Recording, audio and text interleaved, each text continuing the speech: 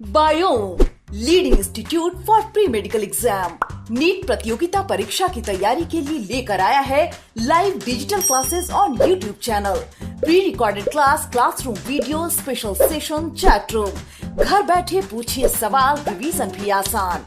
Lockdown में सुनहरे सपनों को दे नई उड़ान। बायोम नगराटोली और हीलूम Ranchi, admission going on. Biome leading institute for pre medical exam.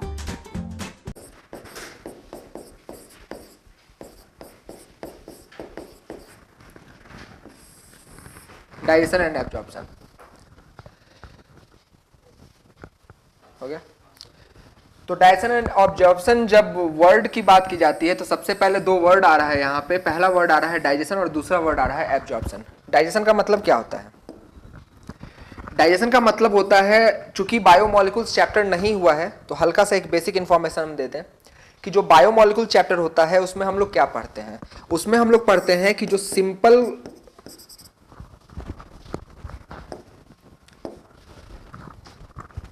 Simple molecule है, फिर ये नहीं चल रहा है, नहीं ये नहीं चूज किया हुआ है।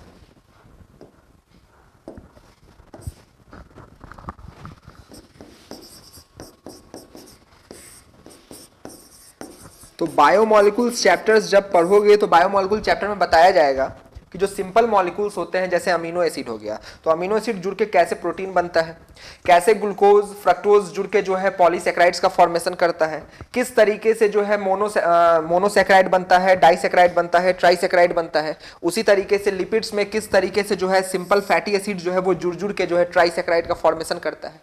तो फिर यहां हम क्यों ये बता रहे हैं? क्योंकि डाइजेशन में होता क्या है कि हम कॉम्प्लेक्स चीज को किस फॉर्म में तोड़ते हैं? सिंपल में तोड़ते हैं। तो बायोमोलिकुल्स का अगर देखा जाए तो ठीक उल्टा कंसेप्ट यहां पे लगने वाला है। बायोमोलिकुल्स में हम सिंपल से कॉम्प्लेक्स चीज को बनाकर दिखाते हैं कि इस तरीके से कॉम्प्लेक्स जो प्रोडक्ट है, जो कंपाउंड है वो बनता है। और इस चैप्टर में हम लोग पढ़ेंगे कॉम्प्लेक्स से कैसे सिंपल तोड़ा जाता है। ठीक है, तो कोई बात नहीं, डाइजेशन टोटली अलग है। जहां बायोमोलिकुल्स का जरूरत पड़ेगा हम बीच बीच में बताते चलेंगे। तो इससे डाइजेशन का डेफिनेशन क्लियर हो रहा होगा। डाइजेशन का डेफिनेशन क्या होगा?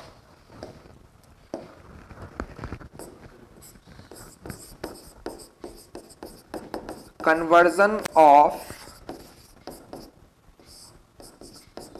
कॉम्प्लेक्स, क्या हो जा रहा है इसको? हाथ टच हो ही नहीं रहा है, गायब ही हो गया।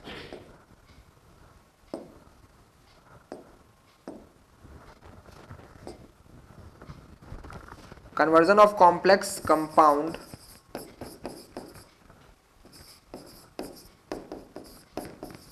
इनटू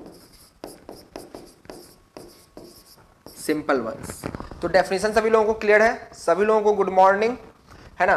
तो conversion of complex compound into simple one. जितने भी कॉम्प्लेक्स कंपाउंड होंगे, जैसे प्रोटीन है तो प्रोटीन को अमीनो एसिड के फॉर्म में कन्वर्ट करना है, कार्बोहाइड्रेट है तो उसको ग्लूकोज फ्रक्टोज गैलेक्टोज के फॉर्म में कन्वर्ट करना है, अगर वो फैट है, ट्राइसेकेराइड है, अगर वो फैट है सॉरी, तो फैट का जो ट्राइग्लिसराइड फॉर्म होता है उसको डाइग्लिसराइड, मोनोग्लिसराइड के फॉर्म में कन्वर्ट करना है। बहुत तो लोगों ने नाम सुन रखा होगा और इनफैक्ट क्रैश कोर्स में पढ़ रहे हो तो 11th और 12th तो सबका हो गया होगा।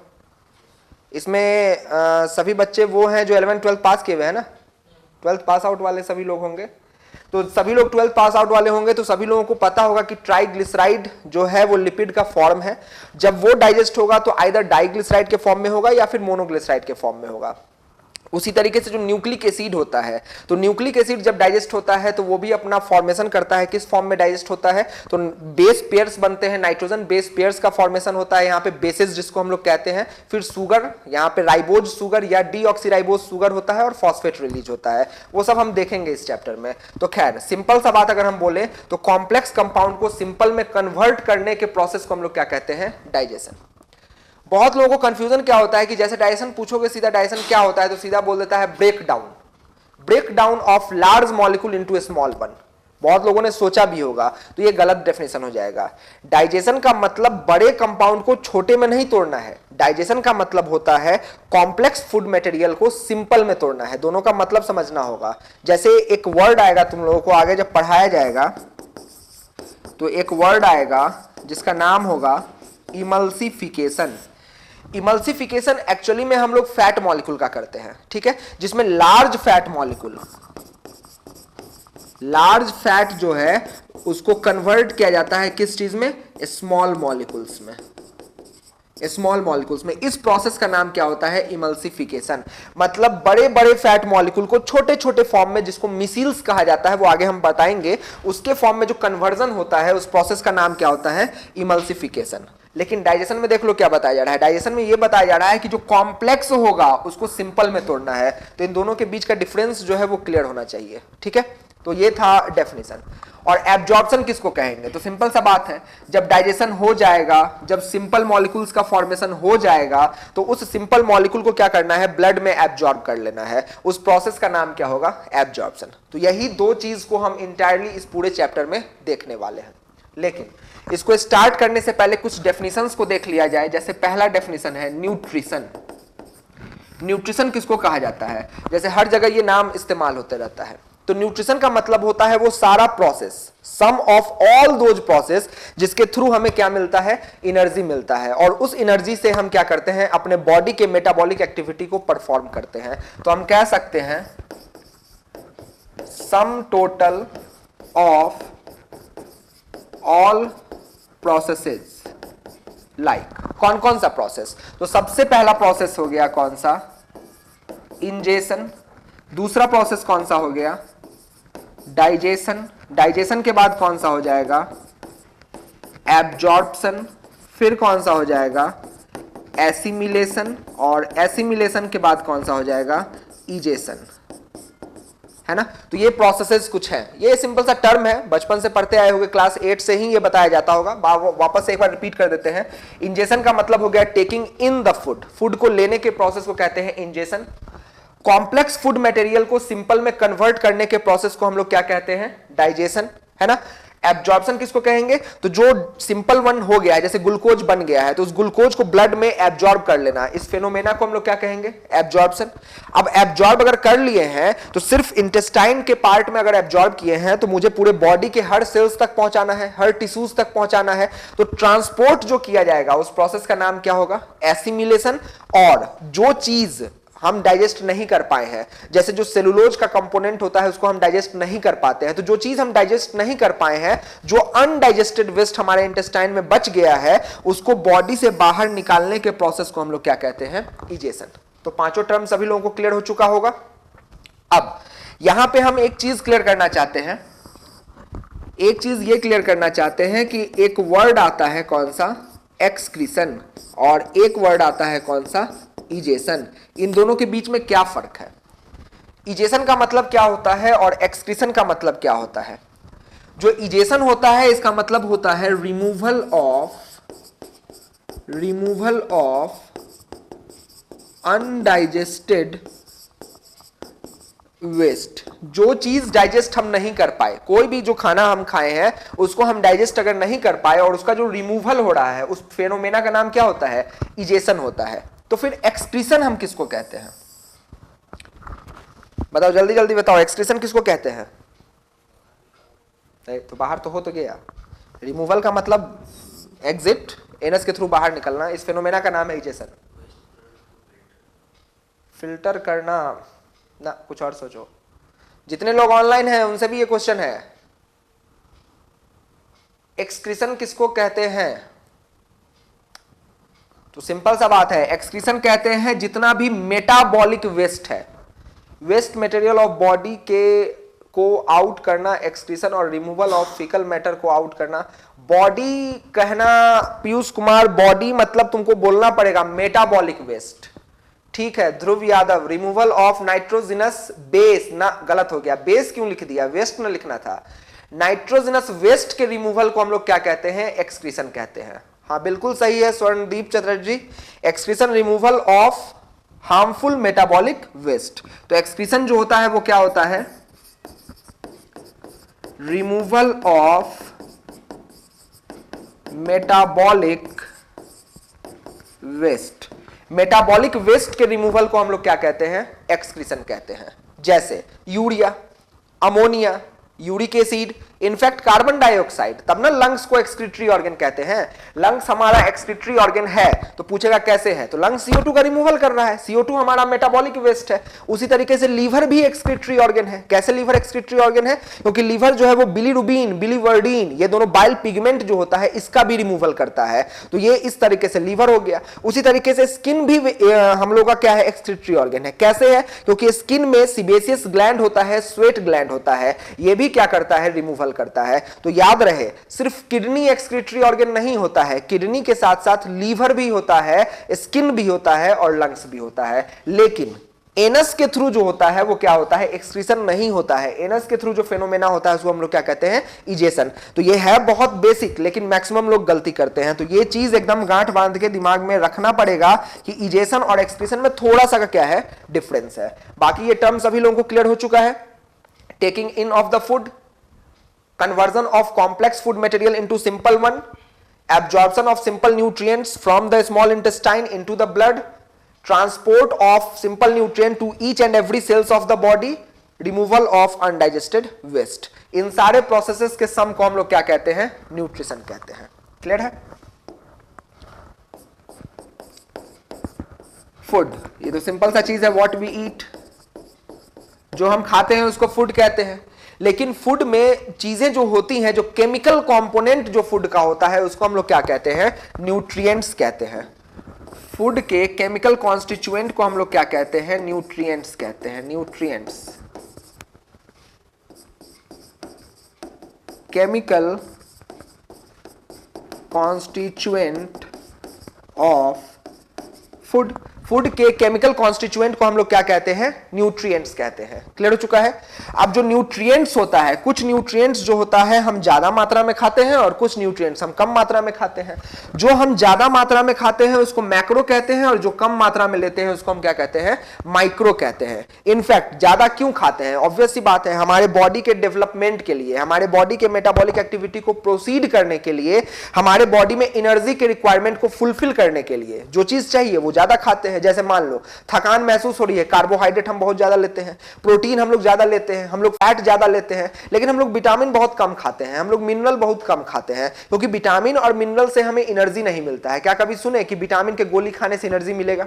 कभी नहीं मिलेगा। लेकिन ग्लूकोज पी लेने से एनर्जी मिलेगा। यानी कि कुछ चीजें ऐसी हैं जो हमारे बॉडी के एनर्जी के रिक्वायरमेंट को क्या करता है, फुलफिल करता है, और कुछ चीजें ऐसी हैं जो हमारे बॉडी के एनर्जी के रिक्वायरमेंट को फुलफिल नहीं करता है, लेकिन हाँ हमारे बॉडी में जो रिएक्शंस हो रहे हैं उस रिएक्शंस को करवाने में क्या करता है, मदद करता है। तो हम कह सकते हैं मैक्रोन्यूट्रिएंट्स दोज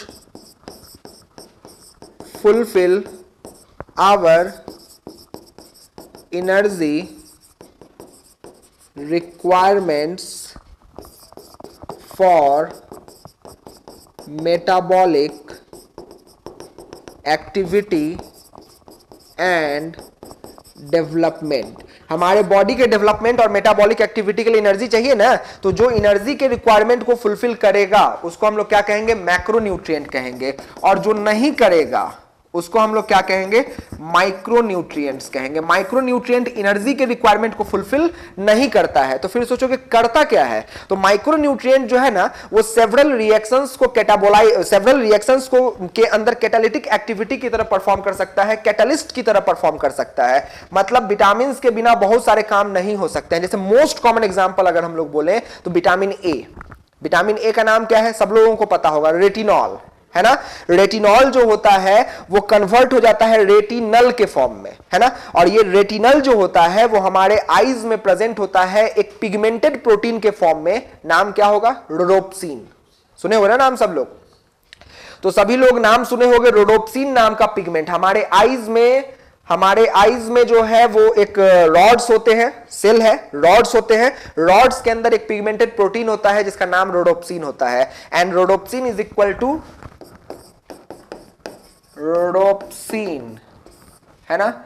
ये जो रोडोप्सिन होता है ये किस चीज से बना होता है, रेटिनल प्लस ऑप्सिन। और रेटिनल कैसे कन्वर्ट होता है, तो ये बनता है रेटिनॉल, ऑल है, अल्कोहलिक फॉर्म है और ये कन्वर्ट हो जाता है अल्डिहाइडिक फॉर्म में, है ना। तो ये तो खैर आई वाले चैप्टर में पढ़ेंगे, लेकिन यही ना विटामिन ए है। तो मुझे बताना सिर्फ इतना एक एग्जांपल के थ्रू ये था कि अगर विटामिन ए नहीं होगा, अगर विटामिन ए नहीं होगा मतलब रेटिनॉल नहीं होगा, अगर रेटिनॉल नहीं होगा तो रेटिनल नहीं होगा, और अगर रेटिनल नहीं होगा तो क्या रोडोप्सिन बनेगा? नहीं बनेगा। और अगर रोडोप्सिन नहीं बनेगा तो रॉड्स क्या काम कर पाएगा? नहीं कर पाएगा। और रॉड्स रात में दिखवाने में मदद करता है, रात याद भी रख सकते हैं। रोडोप्सिन में आर फॉर रात, नाइट विजन के लिए रोडोप्सिन इंपॉर्टेंट होता है। तो अगर रोडोप्सिन नहीं रहेगा तो नाइट ब्लाइंडनेस हो जाएगा। क्लियर है? तो देखो विटामिन ए का काम आया कि नहीं आया? तो मानते हैं विटामिन ए एनर्जी नहीं दिया, लेकिन हां हमारे बॉडी के अंदर जो प्रोसेसेस थे उस प्रोसेस को प्रोसीड करने में मदद किया कि नहीं किया? तो बिल्कुल मदद किया। तो ये काम किसका होता है? माइक्रो न्यूट्रिएंट्स का होता है। तो कौन कौन हो जाएगा? मिनरल्स हो जाएगा, विटामिन्स हो जाएगा। और इधर अगर हम लोग बात करें कि कौन कौन हो जाएगा, तो इधर होता है कार्बोहाइड्रेट,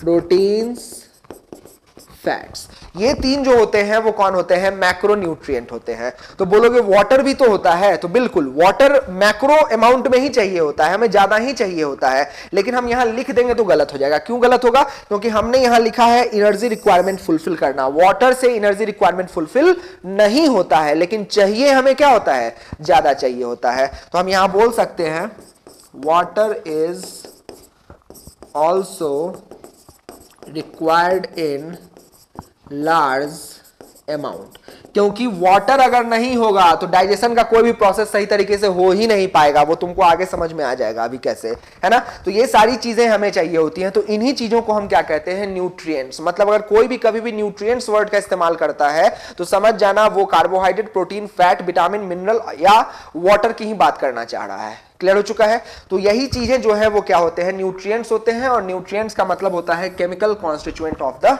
फूड। तो ये सारा बेसिक हमारा क्लियर हो गया। मतलब हमने देख लिया कि न्यूट्रिशन क्या चीज है, हमने ये भी देख लिया कि न्यूट्रिएंट्स क्या होता है, कौन कौन सा न्यूट्रिएंट्स एनर्जी रिक्वायरमेंट को फुलफिल करता है, और कौन कौन सा न्यूट्रिएंट्स हमारे रिएक्शंस को प्रोसीड करवाने में मदद करता है। जैसे अगर मान लो पूछा जाएगा कि रिएक्शंस किनके बिना होना इंपॉसिबल सा है, तो विटामिन और मिनरल्स। जैसे एक एग्जांपल हम लेके बताए, अभी और बहुत सारे एग्जांपल्स आना बाकी है। तो अब हम लोग टॉपिक पे लौटते हैं, अपने चैप्टर पे आते हैं। Digestive system. Digestive system, digestive system का मतलब क्या हो जाएगा? एक ऐसा ऑर्गन सिस्टम जो किस चीज में मदद करेगा?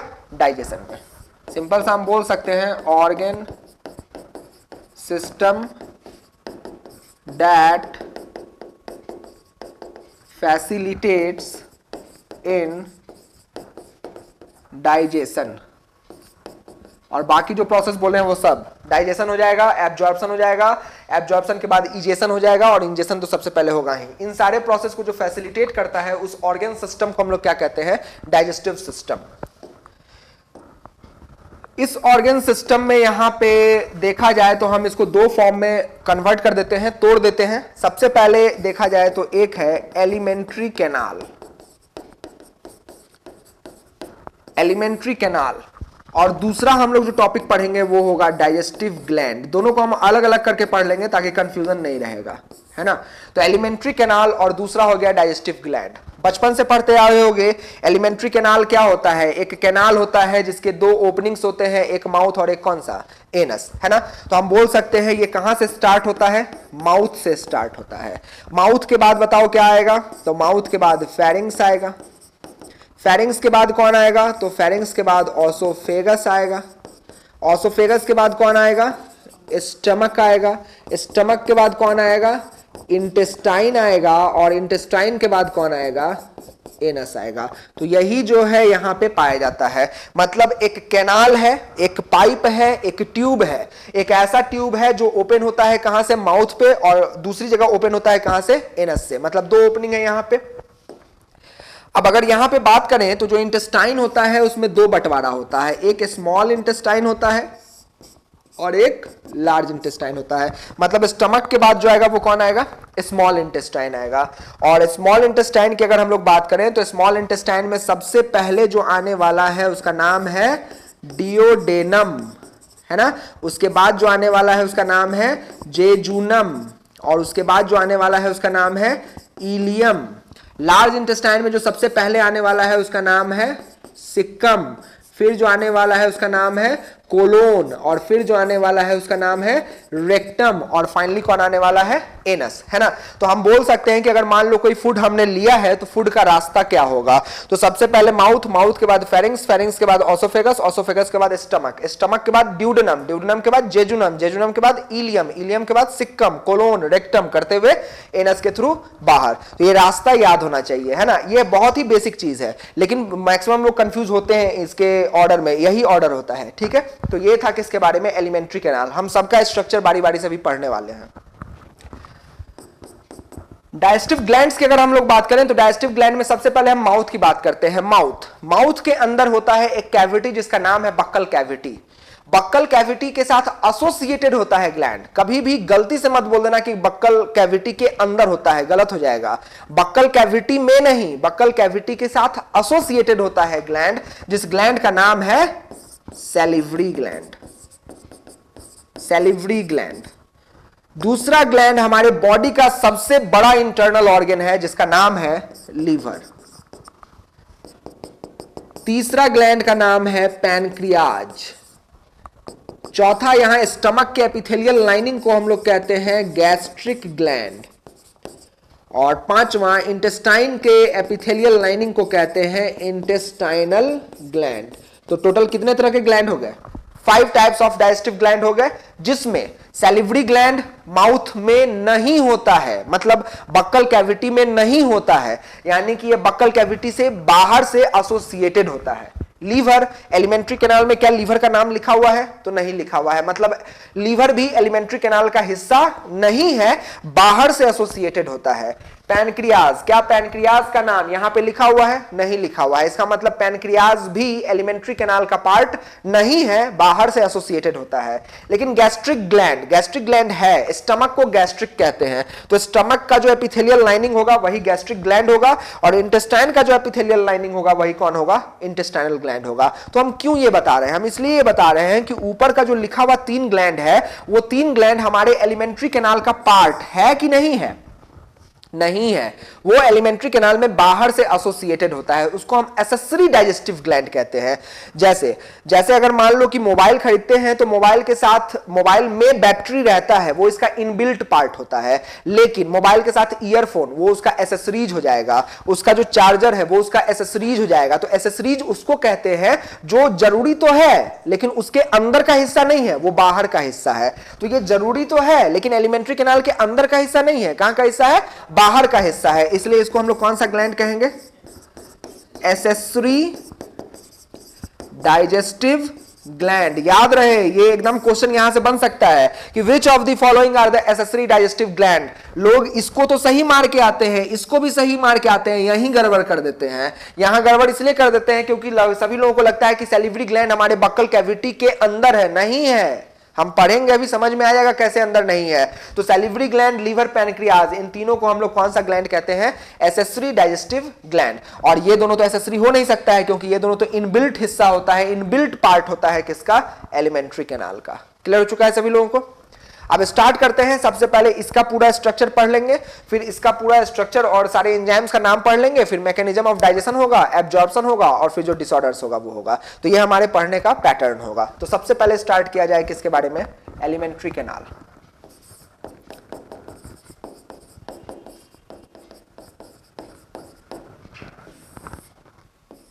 एलिमेंट्री कैनाल, एलिमेंट्री कैनाल में सबसे पहला पार्ट आता है कौन सा? माउथ।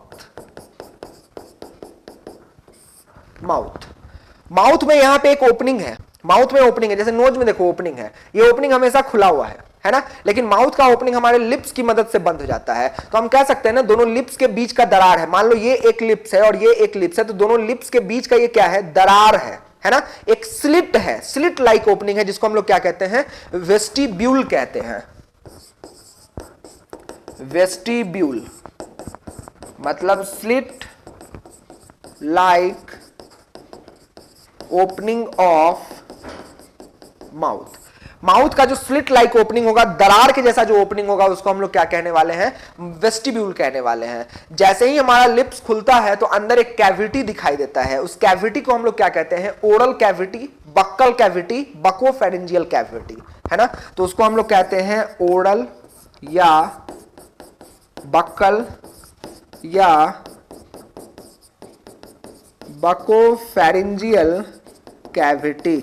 ये है माउथ के अंदर पाया जाने वाला कैविटी, जिसका नाम है oral cavity. Oral is the another name used for mouth. जैसे स्टमक के लिए अनदर वर्ड यूज होता है कौन सा? गैस्ट्रिक, है ना। जैसे लीवर के लिए अनदर वर्ड यूज होता है कौन सा? हिपैटिक। जैसे किडनी के लिए अनदर वर्ड यूज होता है रेनल। वैसे ही माउथ के लिए अगर कोई यूज करना चाहे तो कौन सा वर्ड यूज कर सकता है? ओरल। तो oral is the another name for mouth. Buccal भी सेम चीज है, तो ओरल, बक्कल, या तुम कह सकते हो बकोफेरेंजियल कैविटी। कैविटी का मतलब होता है जगह, खाली जगह। तो यहां पे खाली जगह है, उस कैविटी का नाम क्या हो गया? Oral cavity. अब अगर खाली जगह, जैसे ये खाली जगह है, ये रूम एक खाली जगह है, तो रूम का छत है कि नहीं है?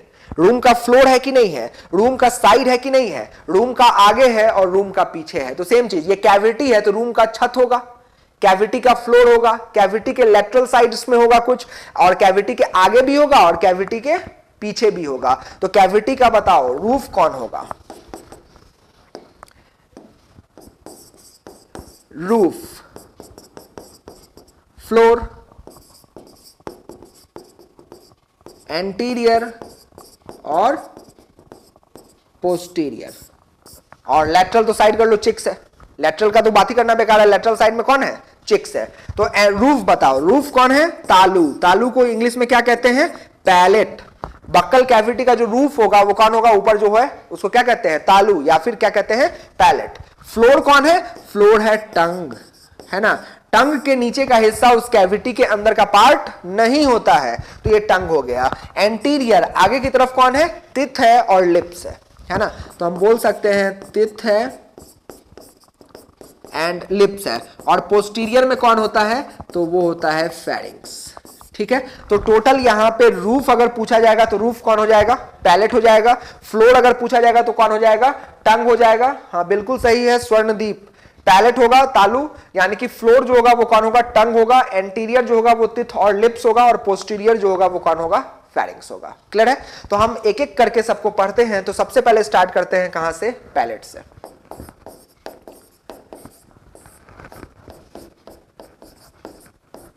ठीक है, पैलेट यानी कि तालू हो गया।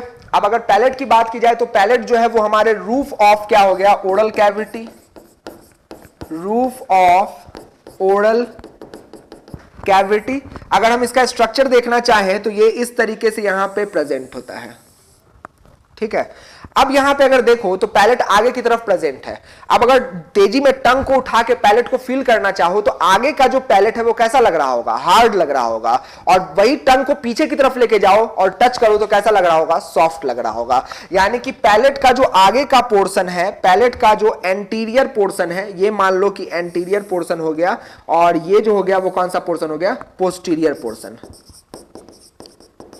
एंटीरियर पैलेट, और ये कौन सा पैलेट हो जाएगा? Posterior palate. Anterior palate tongue से टच किए तो कैसा लगा? हार्ड लगा। यानी कि ये कौन सा पैलेट हो जाएगा? हार्ड हो जाएगा। और ये कैसा हो जाएगा? सॉफ्ट हो जाएगा। हार्ड क्यों है? क्योंकि यहां पे पैलेटाइन बोन होता है। पैलेटाइन बोन की वजह से ये कैसा फील होता है? हार्ड फील होता है। और जो पीछे वाला सॉफ्ट है वो सॉफ्ट क्यों होता है? क्योंकि वहां पे मसल्स होते हैं। तो soft due to muscle, due to muscles, hard due to bone. अब पैलेट में टंग को ऊपर ले जाके हार्ड वाले चीज में फील करना, दाएं से बाएं घुमाना, टंग को दाएं से बाएं घुमाना, तो लगेगा क्या? कहीं पे गड्ढा है, कहीं पे उभाड़ है, कहीं पे गड्ढा है, कहीं पे उभाड़ है, कहीं पे गड्ढा है, कहीं पे उभाड़ है। ये सभी लोगों को फील हो रहा होगा। लेकिन सॉफ्ट वाले पैलेट में ऐसा कुछ फील नहीं हो रहा होगा। मतलब हम कह सकते हैं कि जो हार्ड वाला पैलेट है उसमें इस तरीके से फीलिंग्स आ रहा होगा, कहीं पे गड्ढा, कहीं पे उभाड़। हालांकि ट्रांसवर्स डायरेक्शन में होता है। अब डायग्राम तुमको समझना होगा, क्योंकि हम 3D तो बना नहीं सकते हैं, तो इमेजिन करना होगा कि जो तुमको गड्ढा फील हो रहा है वो कौन से डायरेक्शन में फील हो रहा है, ट्रांसवर्स डायरेक्शन में, ऐसे ऐसे फील हो रहा होगा, है ना। जब टंग ऐसे ऐसे जा रहा हो तो ट्रांसवर्स डायरेक्शन में फील हो रहा होगा। तो इस गड्ढा और उभार को हम लोग कहते हैं रिजेस। क्या कहते हैं, रिजेस कहते हैं। तो ये कौन हो गया, transverse ridges in hard palate, that is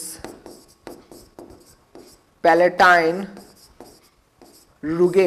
इसको हम लोग क्या कहते हैं, पैलेटाइन रुगे कहते हैं। ये क्या करता है, ये मान लो कि बहुत जल्दी में फूड मटेरियल ज्यादा भर लिए, अब ज्यादा भर लिए लेकिन उतना तुम स्वेलो नहीं कर सकते हो, तो क्या करते हो, आधा पार्ट को कहां जमा कर देते हो, ऊपर, और बाकी पार्ट को नीचे चबा रहे होते हैं। अगर मान लो ऐसे गड्ढा वाला फीलिंग नहीं होता, ऐसे प्लेन होता, तो क्या एरिया ज्यादा होता कि कम होता, तो एरिया कम होता। लेकिन ये जो ट्रांसवर्स बना है इस तरीके से, इसने एरिया को क्या कर दिया है, बढ़ा दिया है। यानी कि ये बक्कल कैविटी के एरिया को बढ़ा रहा है कि घटा रहा है, बढ़ा रहा है।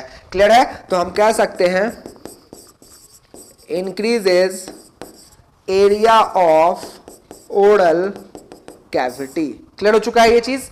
अब ये क्या करता है, ये क्या करता है, ये घोटने में मदद करता है, स्वेलो करने में मदद करता है। जब इस स्वेलोइंग का काम होता है तो ये कॉन्ट्रैक्ट करके ऊपर की तरफ शिफ्ट कर जाता है। क्यों कर सकता है, क्योंकि ये किस चीज का बना हुआ है, मसल्स का बना हुआ है। तो ये किस चीज में मदद करने वाला है, helps in swallowing, helps in swallowing. Clear है। अब जब माउथ को खोल के शीशे में देखते हो तो कुछ लटका हुआ सा दिखता होगा, है ना। मैक्सिमम लोग कंफ्यूज होते हैं कि वो टॉन्सिल है। जब लोगों को टॉन्सिल बढ़ता है तो लोग क्या करते हैं, उसी का साइज देखने लगते हैं कि वो टॉन्सिल है। वो टॉन्सिल नहीं है, वो क्या है, सॉफ्ट पैलेट का अंतिम हिस्सा है। ये सॉफ्ट पैलेट का अंतिम हिस्सा है और उसको हम लोग कहते हैं वेलम पैलेटाई या फिर उवुला। तो ये यहां पे सॉफ्ट पैलेट आया, इस तरीके से आया और ऐसे लटक जाता है। यही पोर्शन की बात कर रहे हैं। और ये जो लटका हुआ पोर्शन होता है इसको हम लोग क्या कहते हैं, इसको हम लोग कहते हैं उवुला, उवुला। और velum palati, last portion of soft palate. Soft palate का जो लास्ट पोर्शन है, लटका हुआ जो पोर्शन है, उसको हम लोग क्या कहते हैं, उवुला या फिर वेलम पैलेटाई। क्लियर हो चुका है ये चीज। तो ये पैलेट का पोर्शन हो गया। तो अगर क्विक रिव्यू करें तो पैलेट जो है वो आगे से हार्ड होता है, उसको हम लोग हार्ड पैलेट कहते हैं। पैलेट पीछे से सॉफ्ट होता है, उसको हम लोग सॉफ्ट पैलेट कहते हैं। हार्ड इसलिए होता है क्योंकि वहां पे बोन होता है, सॉफ्ट इसलिए होता है क्योंकि वहां पे मसल्स होता है। हार्ड पैलेट को अगर ट्रांसवर्स डायरेक्शन में फील करोगे तो वहां पे इस तरीके से गड्ढा और उभार है जिसको हम रिजेस कहते हैं। और इस पैलेटाइन रिजेस को हम लोग पैलेटाइन रुगे के नाम से जानते हैं। ये क्या करता है, ओरल कैविटी के एरिया को बढ़ा रहा होता है या उस सरफेस के एरिया को बढ़ा रहा होता है। ठीक है। इसके अलावा सॉफ्ट पैलेट किस चीज में मदद करता है, तो सॉफ्ट पैलेट मदद करता है स्वेलोइंग में। और सॉफ्ट पैलेट का लास्ट हिस्सा लटक रहा होता है, उसका नाम क्या होता है, उवुला। इसका भी क्या काम है वो अगले वाले डायग्राम में समझ में आ जाएगा। क्लियर हो चुका है। तो ये था किसके बारे में, पैलेट के बारे में। पैलेट के बाद अपना जो अगला है वो है कौन सा, floor of the oral cavity. Floor of oral cavity, जिसको हम लोग क्या कहते हैं, टंग कहते हैं। Floor of the oral cavity, जिसको हम लोग क्या कहते हैं, टंग कहते हैं। अगर टंग का हम क्विक रिव्यू लेना चाहें तो टंग जो होता है वो कैसा दिखता है,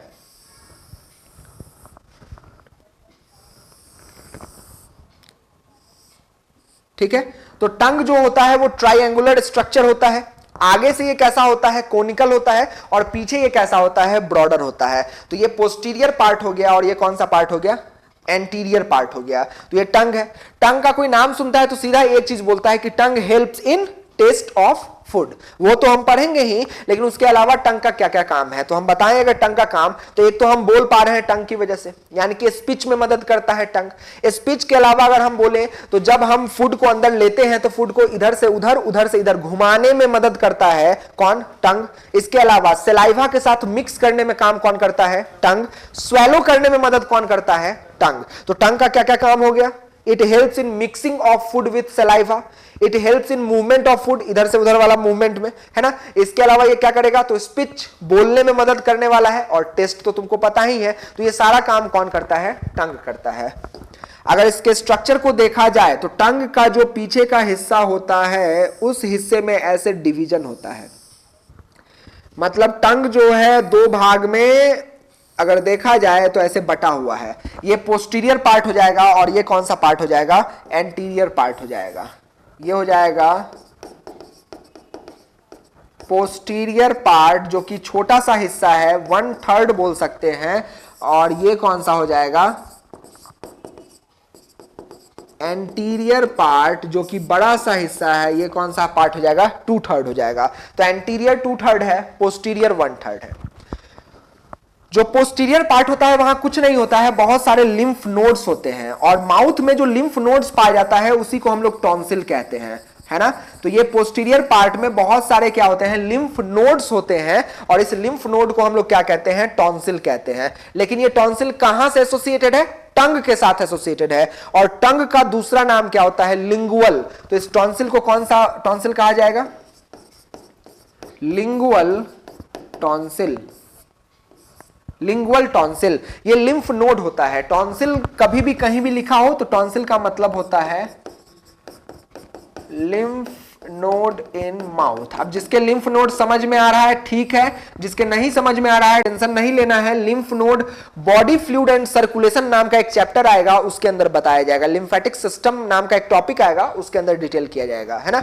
तो लिम्फ नोड है, माउथ के अंदर पाया जाने वाला लिम्फ नोड, उसको कहा जाता है टॉन्सिल, और चूंकि टंग के साथ एसोसिएटेड है इसलिए इसका नाम क्या हो गया, लिंगुअल टॉन्सिल। बात करते हैं आगे का।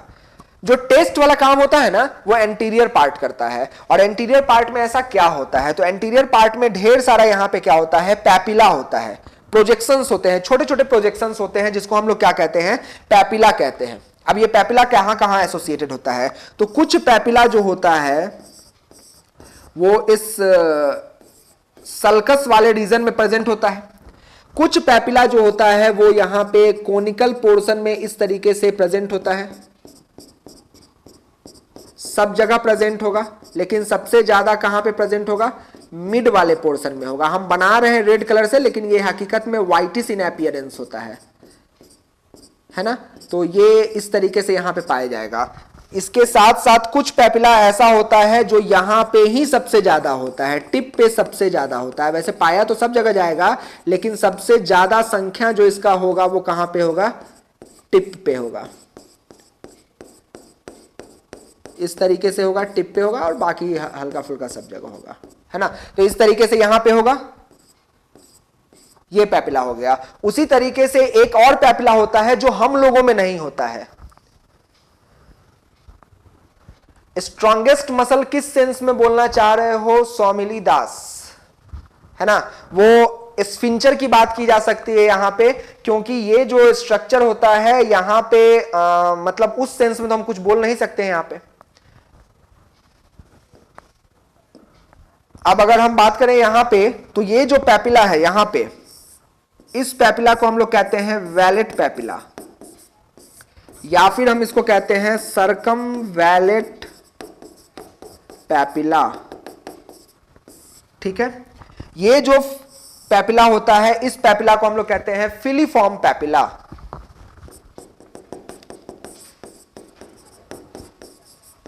Filiform papilla. और ये जो पैपिला होता है इसको हम लोग कहते हैं फंजीफॉर्म पैपिला। तो यानी कि यहां पे 3 पैपिला है, फिलीफॉर्म पैपिला, फंजीफॉर्म पैपिला और वैलेट पैपिला, ठीक है। अब अगर हम लोग बात करें यहां पे फिलीफॉर्म पैपिला का, तो जो पैपिला पहले क्या होता है वो देख लिया जाए, है ना। तो पैपिला टीनी प्रोजेक्शंस होता है, टाइनी प्रोजेक्शन, है ना। टाइनी प्रोजेक्शन हैविंग टेस्ट बड,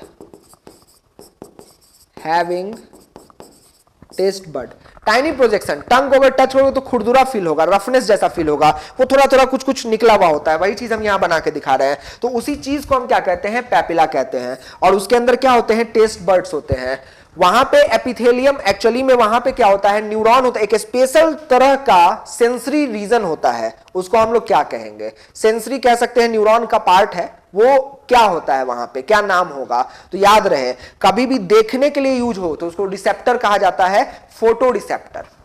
फोटो किसके लिए यूज होगा, लाइट के लिए होगा। साउंड के लिए कौन सा होता है, एकॉस्टिक रिसेप्टर। उसी तरीके से स्मेल के लिए कौन सा होता है, ऑल फैक्टरी रिसेप्टर। उसी तरीके से टेस्ट के लिए कौन सा होता है, गस्टेटरी रिसेप्टर। तो टंग का जो सरफेस होता है वहां पे ढेर सारा न्यूरॉन्स के हेयर्स पाए जाते हैं, जिसको सेंसरी हेयर्स कहा जाता है ना। ये सेंसरी हेयर रिसेप्टर कहलाता है। रिसेप्टर का मतलब क्या होता है, रिसेप्टर जो सिग्नल को क्या करता है, रिसीव करता है। तो जो खाना तुम खा रहे हो उस खाना में अगर कोई पिगमेंट है, टेस्ट का अगर कोई पिगमेंट है और वो पिगमेंट को रिकॉग्नाइज करेगा, ध्यान से सुनना, खाना में टेस्ट का पिगमेंट होता है और उस पिगमेंट को रिकॉग्नाइज करता है कौन, रिसेप्टर। और वो रिसेप्टर क्या कहलाता है, गस्टेटरी रिसेप्टर। और यही गस्टेटरी रिसेप्टर प्रेजेंट होता है कहां पे, पैपिला पे। क्लियर है। तो जिस चीज का रिसेप्टर प्रेजेंट होगा उसका टेस्ट तो होगा, लेकिन जिसका प्रेजेंट नहीं होगा उसका टेस्ट ह्यूमन सेंस नहीं कर सकता है। जैसे चिलीज, जो मिर्च होता है, लोग कहते हैं कि मिर्च जो है, चिलीज जो है वो तीखा है, बीटर है, गलत है। हम लोग चिलीज का टेस्ट एक्चुअली में रिकॉग्नाइज कर ही नहीं सकते हैं, क्योंकि जब चिलीज खाते होगे तो तीखा नहीं लगता है, लहरता है वो। पानी पीने के बाद वो ठीक नहीं होता है और बढ़ने लगता है। लेकिन जब करेला खाते होगे, नीम खाते होगे तो वो तीखा लगता है, पानी पीने के बाद उसका टेस्ट खत्म हो जाता है। लेकिन चिलीज का टेस्ट जो है वो लगता है कि लहर रहा है, क्योंकि उसका हम बर्निंग सेंसेशन हमें फील होता है। We can not taste the taste of chillies. हमारे पास कोई टेस्ट बड है ही नहीं, हमारे पास कोई रिसेप्टर है ही नहीं जो किसको रिकॉग्नाइज कर सके, चिलीज के टेस्ट को रिकॉग्नाइज कर सके। तो ये चीज ध्यान रखना है। तो यही सारा खेल करता है, तो ये यहां पे प्रेजेंट होता है। तो अब पैपिला सभी लोगों को समझ में आ चुका होगा कि व्हाट इज पैपिला। पैपिला, हां, टेस्ट रिसेप्टर को ही अनुपम हम बताए हैं gustatory receptor. Gustatory receptor, actually में गस्टेटरी रिसेप्टर हम किसको बताए हैं, टेस्ट रिसेप्टर को ही बताए हैं। ठीक है, कभी कभी ये नाम यूज होता है, गस्टेटरी रिसेप्टर का ही नाम है टेस्ट रिसेप्टर। तो अब हम यहां बात करते हैं पैपिला। सभी लोगों को क्लियर है कि what is papilla. Papilla is a tiny projection which is present on the tongue which consist of several taste buds, है ना। और टेस्ट बर्ड्स में कौन है, गस्टेटरी रिसेप्टर्स हैं जो क्या करते हैं, सिग्नल्स को रिसीव करते हैं। अब बात करते हैं वैलेट पैपिला का।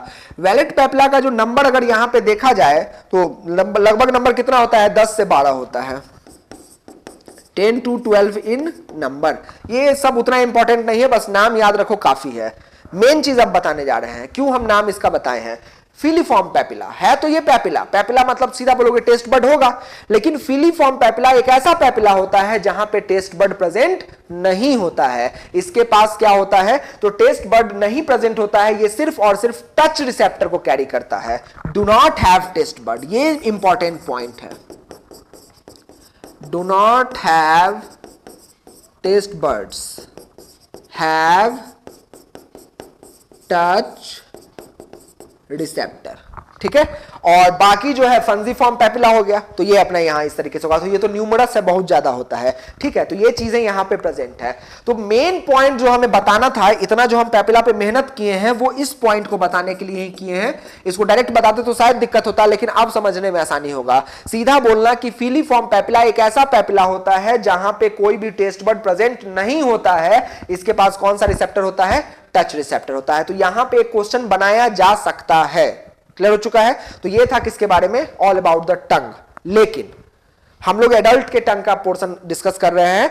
जो चाइल्ड जन्म लेता है या फिर रैबिट्स के अंदर एक और होता है, उसका नाम है फोलिएट पैपिला। वो हमारे अंदर नहीं होता है, हम बस उसका लोकेशन दिखा दे रहे हैं, लेकिन वो हमारे अंदर प्रेजेंट नहीं होता है। यहां पे ये प्रेजेंट होता है दोनों तरफ, है ना।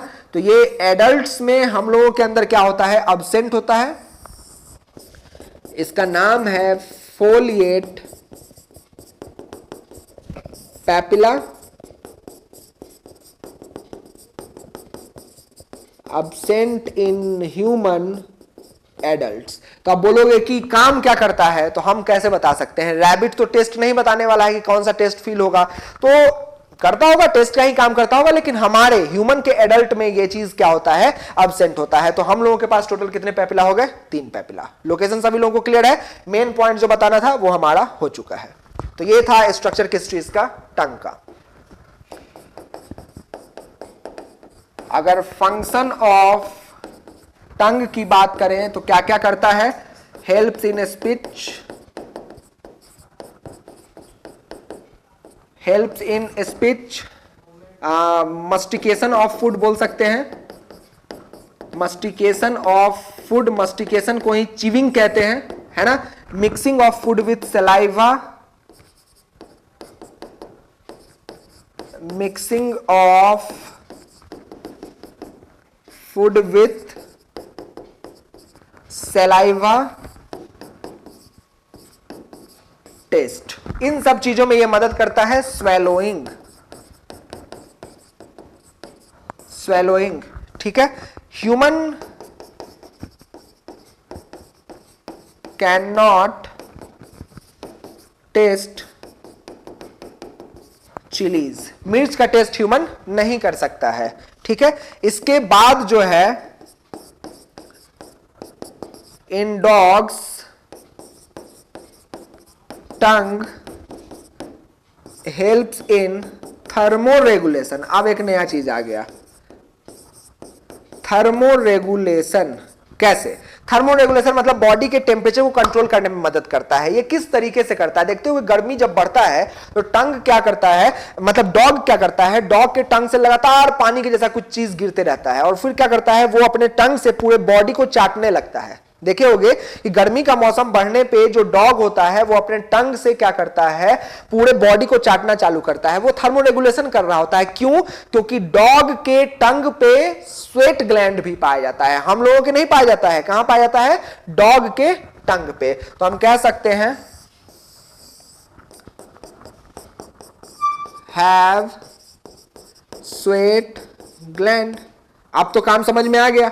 हम लोग में भी जब गर्मी बढ़ता है तो स्वेट ग्लैंड से स्वेट निकलता है, और जब स्वेट निकलता है और हवा चलती है तो स्वेट सूखता है, तो ठंडा ठंडा फील होता है। तो सेम काम यहां पे होने वाला है। तो ये टंग से पूरे बॉडी को चाटने लगता है और इस तरीके से अपने बॉडी के टेम्परेचर को क्या करता है, रेगुलेट करता है। तो यही था ऑल अबाउट द किसके बारे में, टंग। तो वापस से अगर हम क्विक रिव्यू करें टंग का, तो टंग एक ट्राइएंगुलर स्ट्रक्चर है, हमारे बक्कल कैविटी का फ्लोर होता है। टंग के पीछे के हिस्सा जो 1/3 पार्ट है वो पोस्टीरियर पार्ट है, जहां सिर्फ और सिर्फ लिम्फ नोड्स होते हैं, जिसको हम लोग लिंगुअल टॉन्सिल के नाम से जानते हैं। जो एंटीरियर पार्ट होता है वहां पे ढेर सारा छोटे छोटे प्रोजेक्शंस होते हैं, जिसको हम लोग पैपिला कहते हैं। और पैपिला में टेस्ट बड्स होता है जो गस्टेटरी रिसेप्टर कैरी करता है, जो टेस्ट करने में मदद करता है। इसके अलावा अगर हम बात करें तो पैपिला ह्यूमन में 3 तरह का बताया गया, filiform papilla, vallate papilla, fungiform papilla. जो फिलीफॉर्म पैपिला होता है वहां कोई भी टेस्ट बड प्रेजेंट नहीं होगा, वहां पे टच रिसेप्टर्स पाया जाएगा। इसके अलावा हमने टंग के काम को डिस्कस किया। मस्टिकेशन ऑफ फूड में मदद करता है, फूड को सलाइवा के साथ मिक्स करने में मदद करता है, फूड को घोटने यानी कि स्वेलो करने में मदद करता है, टेस्ट में मदद करता है, बोलने में मदद करता है, और डॉग्स के अंदर थर्मोरेगुलेशन में मदद करता है। और लास्टली ह्यूमन प्लीज को टेस्ट नहीं कर सकता है। तो ये था ऑल अबाउट द किसके बारे में, टंग। तो ये सभी लोगों को क्लियर हो चुका है। टंग के बाद अपना जो स्ट्रक्चर है वो कौन सा है, तिथ। तिथ जो होता है वो एंटीरियर पार्ट होता है, आगे का जो हिस्सा है वो तिथ है। तिथ का संख्या अगर कोई भी पूछेगा तुमसे तो सीधा बोलोगे 32 होता है। लेकिन तिथ जो है लाइफ के डिफरेंट स्टेज पे उसका नंबर वेरी करता है ना। हाँ, एडल्ट में बिल्कुल सही है। एडल्ट के अंदर अगर बोलोगे कि एडल्ट में तिथ का संख्या कितना होता है तो 32 होता है, बिल्कुल सही बात है। लेकिन बचपन से लेकर के एडल्ट तक आने में 2-3 जगहों पे तिथ का जो नंबर है वो वेरी करता है। तो वो हम लोग देख लें कि वो किस तरीके से वेरी करता है। कैरेक्टरिस्टिक फीचर, पहले तिथ के कैरेक्टरिस्टिक फीचर को देख लिया जाए। सबसे पहला ह्यूमन तिथ, कैरेक्टरिस्टिक फीचर ऑफ ह्यूमन तिथ, क्योंकि हम लोगों को अपना ही पढ़ना है सिर्फ, है ना। तो कैरेक्टरिस्टिक फीचर ऑफ ह्यूमन तिथ, सबसे पहला ह्यूमन तिथ कैसा होता है, थीकोडोंट होता है। थीकोडोंट, थीकोडोंट का मतलब है कि जो जॉ बोन है, जॉ का जो बोन है उस बोन में गड्ढा है, सॉकेट है, और उस सॉकेट में तिथ धंसा हुआ है। देखो ये सॉकेट हो गया, इस सॉकेट में तित क्या है, धंसा हुआ है, इंबेडेड है। अगर सिर्फ तित ऐसे टच कर रहा होता, चिपका हुआ होता, तो इसको एक्रोडोंट कहते हैं। दांत अगर जॉ बोन में सिर्फ चिपका हुआ होता, धंसा हुआ नहीं होता, चिपका हुआ होता, तो इसको क्या कहते हैं, एक्रोडोंट कहते हैं। लेकिन हम लोगों का दांत जो है वो जॉ बोन के सॉकेट में क्या होता है, धंसा हुआ होता है, इसलिए इसको हम लोग क्या कहते हैं, थीकोडोंट कहते हैं। तो embedded in socket of jaw bone, jaw bone के सॉकेट में क्या होता है, धंसा हुआ होता है, इसलिए इसको हम लोग क्या कहते हैं, थीकोडोंट कहते हैं। दूसरा कैरेक्टरिस्टिक फीचर क्या होता है, तो दूसरा कैरेक्टरिस्टिक फीचर, हमारा जो सभी दांत है 32 टिथ्स होते हैं, वो सिमिलर तरह के टिथ नहीं होते हैं, वो 4 डिफरेंट तरह के टिथ होते हैं। चूंकि डिफरेंट तरह के टिथ होते हैं, इसलिए हम लोग क्या कहते हैं, हेटेरोडोंट कहते हैं। अगर मान लो सिमिलर होता, अगर मान लो सब दांत सिमिलर होता, तो उसको होमोडोंट कहते हैं। डोंट मतलब दांत और होमो मतलब सेम टाइप का, लेकिन हमारा दांत, सभी दांत सेम टाइप का नहीं होता है, इसलिए उसको हम लोग क्या कहते हैं, डिफरेंट मतलब हेटेरोडोंट कहते हैं। तो different type of teeth, different type of teeth होता है। कितने डिफरेंट टाइप होते हैं, 4 different type, 4 different type, that is incisor होता है, कैनाइन होता है, प्रीमोलर होता है और मोलर होता है। तो इस तरीके से दांत होता है, ऐसे ही जो लिखे हैं वही सीक्वेंस होता है, incisor, canine, premolar, molar, incisor, canine, premolar, molar, ऊपर और नीचे इसी सीक्वेंस में डिस्ट्रीब्यूटेड होता है। तो ये जो है 4 डिफरेंट टाइप ऑफ टिथ होता है, इसलिए इसको हेटेरोडोंट कहा जाता है।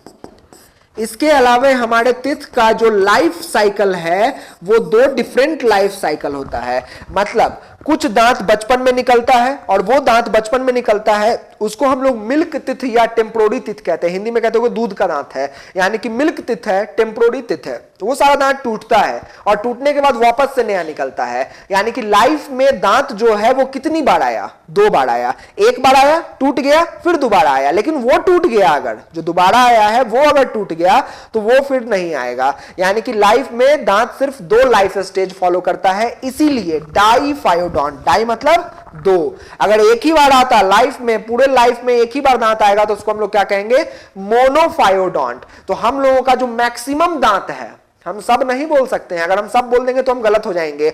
जो हम लोगों का मैक्सिमम दांत है वो कैसा होता है, डाइफायोडोंट होता है। तो हम बोल सकते हैं maximum of our teeth are diphyodont, that is have 2 stage, that is temporary teeth, temporary and permanent teeth, temporary and permanent teeth. तो फिर पूछोगे ही कि कौन सा ऐसा दांत है जो इस चीज को फॉलो नहीं करता है, तो वो है कौन सा, लास्ट मोलर, उसका नाम है विजडम टिथ। विजडम टिथ बहुतों के अभी माउथ में नहीं भी आया होगा, क्योंकि जो भी लोग बैठे हुए होंगे यहाँ पे सबका उम्र या तो 19 होगा, 20 होगा, इससे ज्यादा उम्र नहीं होगा। तो 25 तक के एज में आता है, मतलब 17 साल से लेकर के 25 साल तक, 17 ईयर से लेकर के 25 ईयर्स के बीच में कभी भी आ सकता है। इनफैक्ट 30 इयर्स तक भी नहीं आता है, और कभी कभी तो ऐसा होता है कि आता ही नहीं है। वो डिपेंड करता है जॉ के साइज पे। मान लो किसी का जॉ ही छोटा है, जगह ही नहीं मिल रहा है, तो कहां से आ पाएगा। तो कभी कभी नहीं भी आता है, कभी कभी बहुत लेट भी आता है। लेकिन एक होता है ना कि नहीं, नीट पास करने के लिए हमको कितना याद रखना है, तो 17 से 25 के बीच में वो आ सकता है, तो उसको कहते हैं विजडम टिथ। और दूसरा होता है प्री मोलर। जितने भी प्री मोलर हैं वो लाइफ में एक ही बार आते हैं, वो 2 बार नहीं आते हैं, तो वो प्री मोलर। तो हम यहां बोल सकते हैं all pre molars and wisdom teeth, that is last molar, are मोनोफायोडोंट, मतलब बताओ लाइफ में कितना लाइफ साइकिल होगा? एक ही लाइफ स्टेज होगा। जितने भी प्रीमोलर हैं और लास्ट वाला जो मोलर होगा यानी कि जो विजडम टिथ होगा, ये सिर्फ और सिर्फ मोनोफायोडोंट होगा। लेकिन बाकी जो मैक्सिमम टिथ होते हैं, यही मैक्सिमम हम लिखना चाह रहे थे कि इन सबको छोड़कर बाकी सब जो होंगे वो कौन से होंगे? डाइफायोडोंट होंगे। क्लियर हो चुका है? तो ये था डाइफायोडोंट के बारे में। अगला कैरेक्टरिस्टिक फीचर कौन सा है? तो वो होता है ब्यूनोडोंट। ब्यूनोडोंट का मतलब क्या होता है? ब्यूनोडोंट का मतलब होता है जो ऊपर आगे जो दिख रहा है उसको क्राउन वाला हिस्सा कहते हैं, और जो अंदर धंसा हुआ होता है उसको रूट वाला हिस्सा कहते हैं। तो हम लोगों के दांत में जो क्राउन हिस्सा है जो दिख रहा है इसको क्राउन कहते हैं, लेकिन हमारा क्राउन वाला पार्ट छोटा होता है एज कंपेयर टू किसके? रूट वाले पार्ट से। यानी कि हम लोगों के दांत का मैक्सिमम हिस्सा तो धंसा हुआ है, बहुत कम वाला हिस्सा दिख रहा है, लेकिन जो ग्रेजिंग एनिमल्स होते हैं, जो चढ़ते हैं, है ना, जो चढ़ते हैं, जैसे मतलब काऊ हो गया, बफेलो हो गया, ये सब चढ़ता है तो उसका जो क्राउन पार्ट होता है वो बड़ा होता है। उन लोगों का दांत देखोगे, घोड़े का दांत देखोगे तो दांत का जो क्राउन वाला पार्ट होगा वो बड़ा दिखता है, वो सोलेनोडोंट के नाम से जाना जाता है। तो हमको अभी अपना पढ़ना है, तो अपने लिए हम लोग का क्राउन पार्ट क्या है? छोटा है। इसलिए हमारे टिथ का कैरेक्टरिस्टिक फीचर क्या होगा? ब्यूनोडोंट होगा।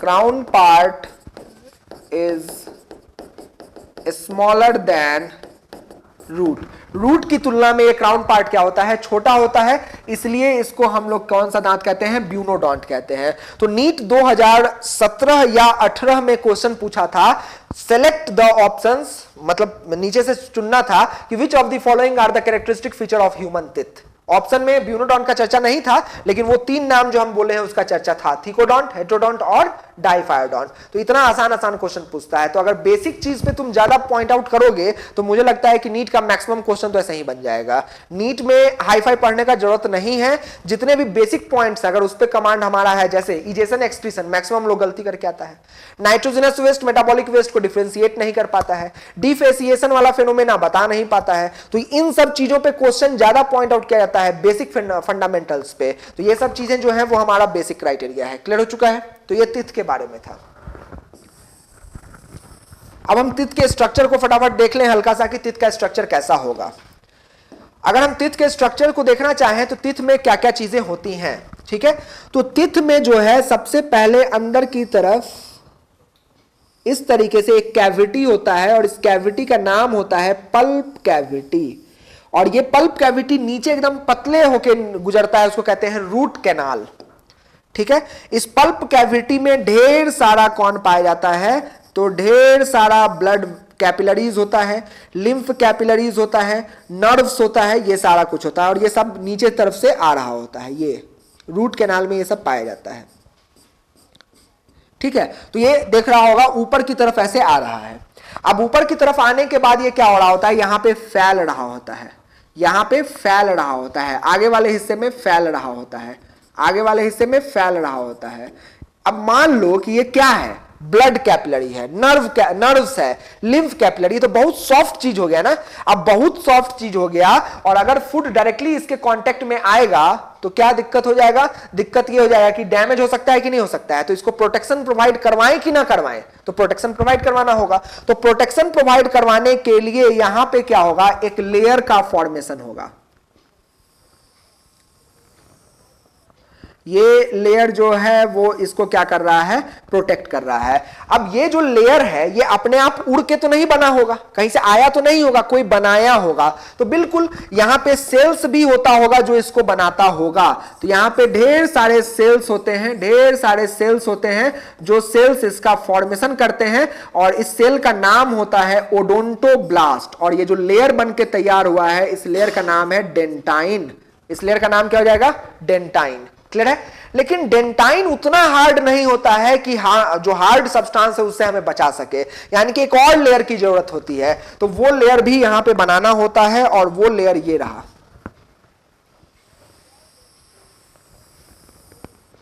ठीक है? वो लेयर यहां पे ये रहा।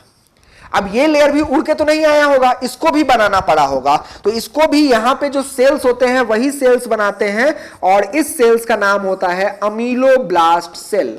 इस सेल का नाम होता है ameloblast cell.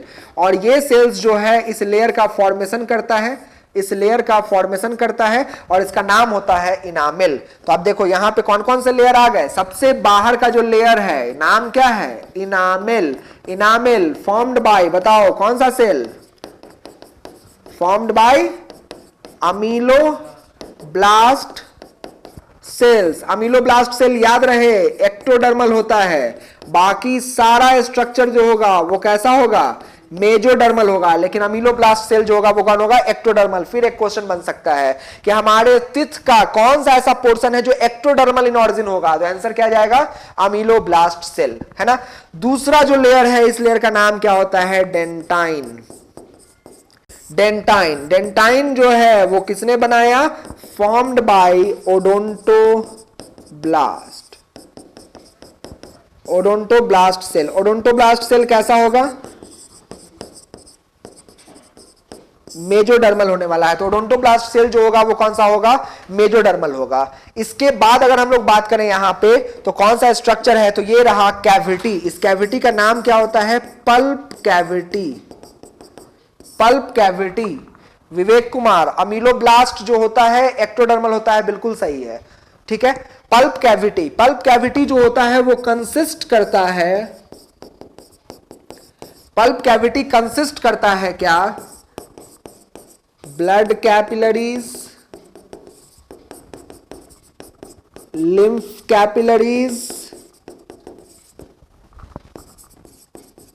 Nerves and some special cells. अब बोलोगे सम स्पेशल सेल कौन कौन है, तो यही सब है, ओडोंटोब्लास्ट, अमीलोब्लास्ट, ये सब सेल यही का सेल होता है, तो यही ओडोंटोब्लास्ट हो जाएगा, यही अमीलोब्लास्ट हो जाएगा। मतलब ये कहीं से आया नहीं होगा, ये एक्चुअली में इसी का पोर्शन होता है, तो ये इस तरीके से यहां पे पाया जाएगा। क्लियर हो चुका है।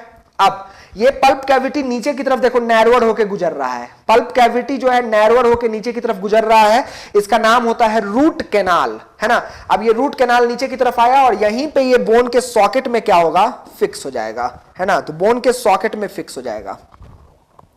तो इस तरीके से बोन का यहां पे कौन है, सॉकेट है, ये दूसरा सॉकेट है, ये तीसरा सॉकेट है ना। उस तरीके से और भी सॉकेट्स होंगे, तो ये बोन का क्या हो गया, सॉकेट हो गया। तो इसको हम कह सकते हैं सॉकेट ऑफ जॉ बोन,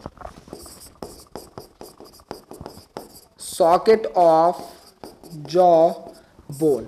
और ये जो पोर्शन हो गया, इस पोर्शन का नाम क्या हो जाएगा, रूट कैनाल, ठीक है। ये नैरोअर पार्ट होता है, किसका नैरोअर पार्ट होता है, तो ये नैरोअर पार्ट होता है इस वाले पोर्शन का, मतलब पल्प कैविटी का। अब देखना ये डायरेक्टली इसमें ऐसे फिट नहीं हो पाएगा, इसको जोड़ना पड़ेगा, है ना। सॉकेट के साथ इसको जोड़ना पड़ेगा, तो कौन जोड़ेगा, तो सॉकेट के साथ जोड़ने का काम यहां पे क्या करता है, एक लेयर होता है जिसका नाम होता है सीमेंट, ठीक है। तो इस तरीके से सीमेंट जो है इस तरीके से इसको क्या कर रहा है, जोड़ दे रहा है। तो सीमेंट जोड़ता है, तो अब बताओ सीमेंट कहीं से उड़ के आया होगा क्या, कि उसको भी बनाना पड़ा होगा, तो बनाना पड़ा होगा, कौन बनाएगा, तो सीमेंटोसाइट बनाएगा। तो ये रहा cement, cement synthesized by cementocyte cells. और ये भी कैसा ऑरिजिन का होगा, मेसोडर्मल, ठीक है। तो सीमेंटोसाइट सेल, तो यहां पे हमने देखा कि तीन तरह के स्पेशल सेल्स हैं, तीन तरह के स्पेशल सेल्स हैं। अमीलोब्लास्ट सेल जो एक्टोडर्मल इन ऑरिजिन है, जो इनामेल का फॉर्मेशन कर रहा है। Odontoblast cell mesodermal in origin है, डेंटाइन का फॉर्मेशन कर रहा है। Cementocyte cell mesodermal in origin है और किसका फॉर्मेशन कर रहा है, सीमेंट का फॉर्मेशन कर रहा है। और अगर हम यहां पे देखना चाहें कि कौन सा पोर्शन कौन सा हिस्सा बनाने वाला है, तो ये वाला जो पोर्शन है, ये वाला जो पोर्शन है जो ऊपर की तरफ दिख रहा है, ये कहलाता है crown.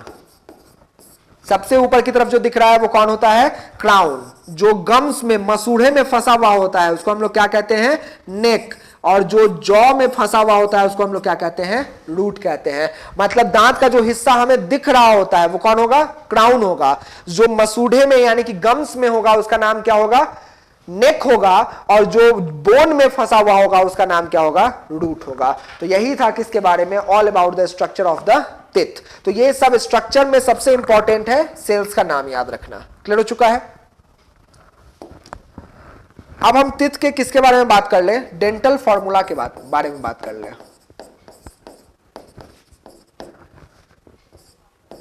Dental formula. Dental formula में जब बच्चा जन्म लेता है तो उसके माउथ में तिथ नहीं होता है, जन्म के दौरान उसके माउथ में तिथ नहीं होता है।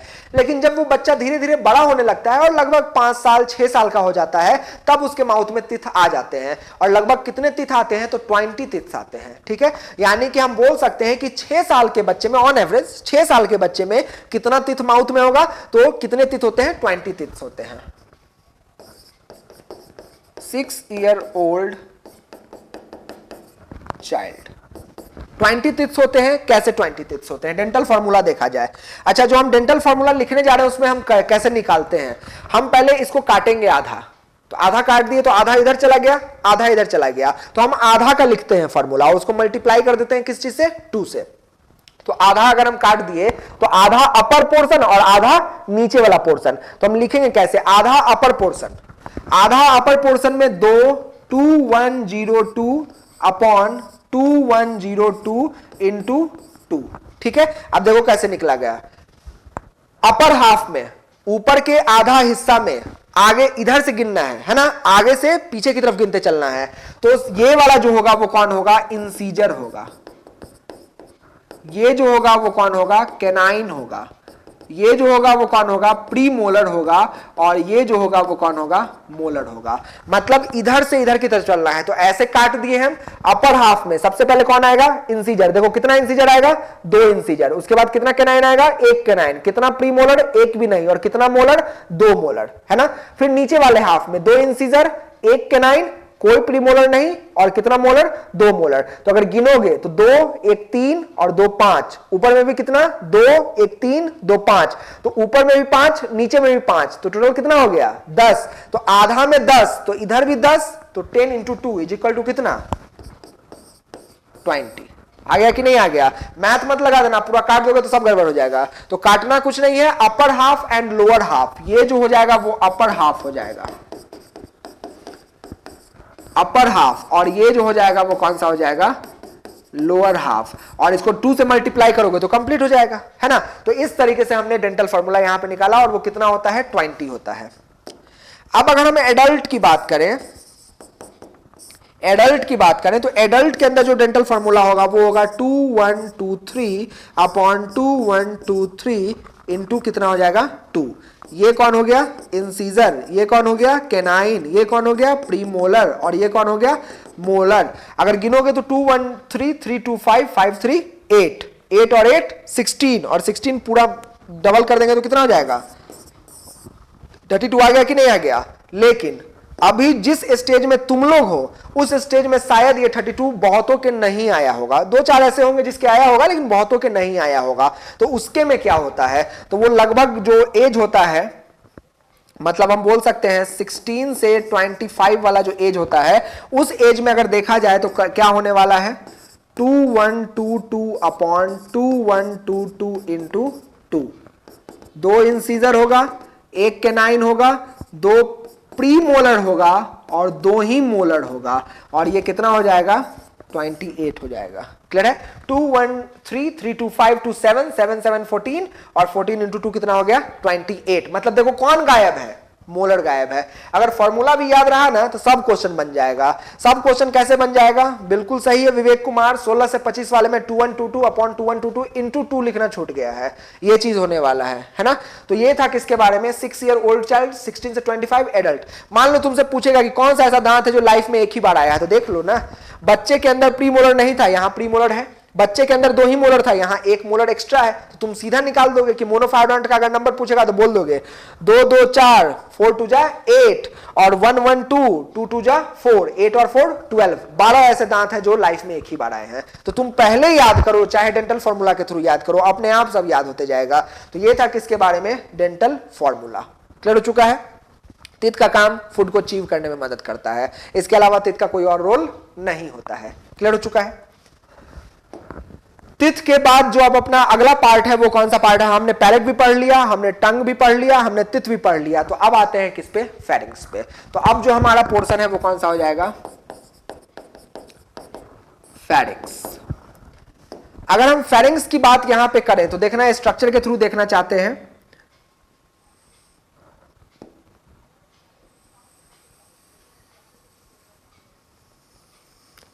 ये उवुला हो गया, और ये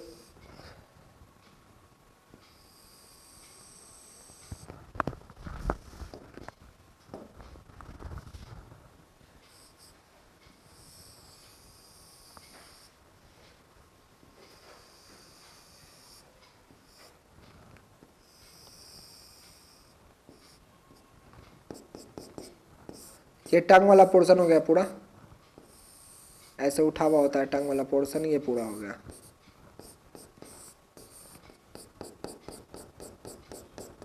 है ना, ये टंग वाला पोर्शन हो गया। अब देखो टंग जो है यहाँ बकल कैविटी के फ्लोर से जुड़ा हुआ है इस तरीके से, यहाँ पे एक कॉर्ड लाइक स्ट्रक्चर है जिसके साथ ये जुड़ा हुआ है, इसको हम लोग क्या कहते हैं, फ्रेनुलम कहते हैं।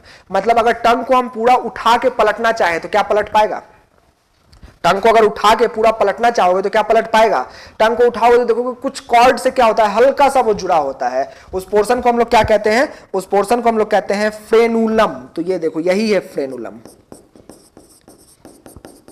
फ्रेनुलम हो गया, और ये कौन सा पोर्शन हो गया, टंग हो गया। ठीक है, अब देखना ये पैलेट वाला पोर्शन हो गया, और इसके ऊपर में जो पोर्शन होगा वो कौन सा पोर्शन होगा, जैसे यहां पे देखा जाए तो ये नेजल चैम्बर हो गया, नेजल चैम्बर हो गया, नोज वाला।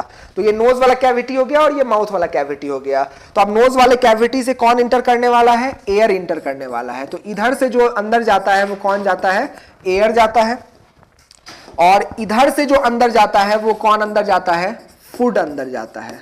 ठीक है, तो एयर और फूड दोनों अपना अंदर जा रहा है। अब यहां पीछे वाला पार्ट जो है, इसी पार्ट को हम लोग क्या कहते हैं, फेरिंग्स कहते हैं। तो यहां पे किस तरीके से स्ट्रक्चर बनने वाला है, तो फेरिंग्स वाला पोर्शन जो होगा, ठीक है, अब यहां पे एक ट्यूब होगा और यहां पे एक और ट्यूब होगा। तो दो ट्यूब यहां पे प्रेजेंट है, एक ट्यूब जो है वो वेंट्रल साइड में प्रेजेंट है और एक ट्यूब जो है वो किधर साइड में प्रेजेंट है, डॉर्सल साइड में प्रेजेंट है। तो ये डॉर्सल साइड वाला ट्यूब हो गया और ये वेंट्रल साइड वाला ट्यूब हो गया। मतलब एक ट्यूब यहां वेंट्रल साइड में, ये वेंट्रल साइड है और ये डॉर्सल साइड है। तो वेंट्रल साइड में जो ट्यूब प्रेजेंट है, जो टच हो रहा है, ये ट्रैकिया होता है, और इसके पीछे की तरफ जो ट्यूब होता है उसका नाम क्या होता है, ऑसोफेगस होता है। और यहां पे एक छोटा सा फ्लैप होता है, ढक्कन होता है यहां पे, और इस ढक्कन का नाम क्या होता है, एपिग्लॉटिस होता है। क्लियर है, तो अब देखना एयर जो है, फूड जो है वो इस रास्ते से आ रहा है, फूड इस रास्ते से आ रहा है, यहां पे स्वेलो हुआ, ये थोड़ा ऊपर उठ के इसको बंद कर देगा, उबला का काम समझ में आ गया। ये नेजल ओपनिंग को थोड़ा सा क्या कर देता है, क्लोज कर देता है, और ये गया और ये कहां चला गया, ऑसोफेगस में। फूड ऑसोफेगस में जा चुका है। अब अगर हम एयर की बात करें तो एयर इधर से आ रहा है, इधर से आ रहा है, इधर से आ रहा है, इधर से आ रहा है, और एयर जो है वो इसमें चला गया। मतलब दिख रहा है कि ये जो जगह तुमको दिख रहा होगा, ये जगह नहीं लग रहा है कॉमन पैसेज है, यही वो जगह है जो कॉमन पैसेज है, किसके लिए, फूड और एयर के लिए। मतलब यही वो रास्ता है जहां से फूड भी निकलता है और कौन निकलता है, एयर भी निकलता है। बस इसी रास्ते को हम लोग क्या कहते हैं, इसी रास्ते को हम लोग फेरिंग्स कहते हैं। यही जो रास्ता है फेरिंग्स, फेरिंग्स क्या हो गया, फेरिंग्स हो गया common passage for food and air. Air और फूड के लिए जो कॉमन पैसेज होगा उसको हम लोग क्या कहते हैं, फेरिंग्स कहते हैं। क्लियर है, तो ये जो चैम्बर हो गया ये कौन हो गया, नेजल चैम्बर हो गया, और ये ओरल चैम्बर है, ओरल कैविटी है, ओरल कैविटी है। ये जो है वो कौन हो गया, ट्रैकिया हो गया, और ये जो हो गया वो कौन हो गया, ऑसोफेगस हो गया।